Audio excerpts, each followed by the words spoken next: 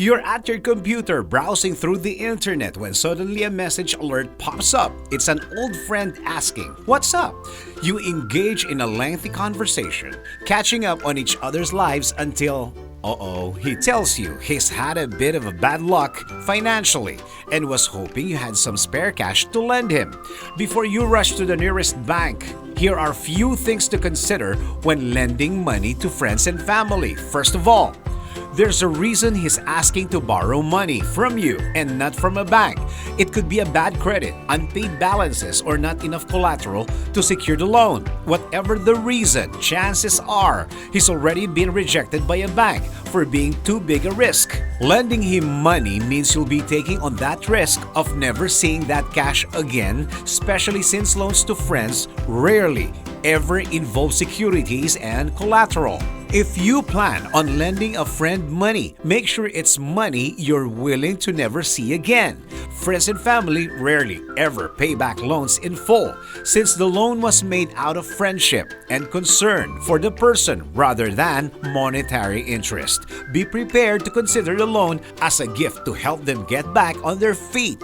This way, you won't harbor ill feelings toward them. But this also means you should always consider loaning only an amount that you're willing to part with for good.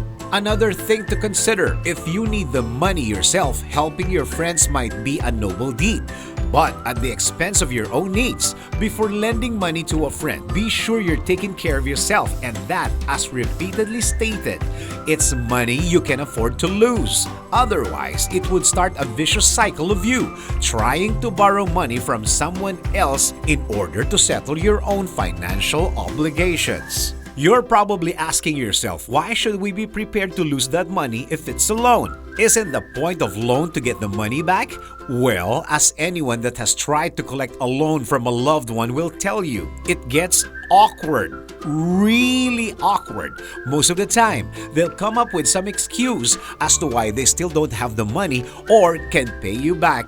And you, being the good friend that you are, well, you just nod and let it slide. Hold on to their word that they're just one paycheck away from getting back on their feet and returning whatever they owe you. The worst case scenario is that your relationship with your friend or loved one becomes totally ruined. Every interaction with them becomes a reminder of the money they owe you and their refusal to pay you back. You see them posting photos of their travels and newly bought luxury items, while you are still waiting for the day they give you your due. Resentment begins to build until you cut them off from your life completely, all because of money owed.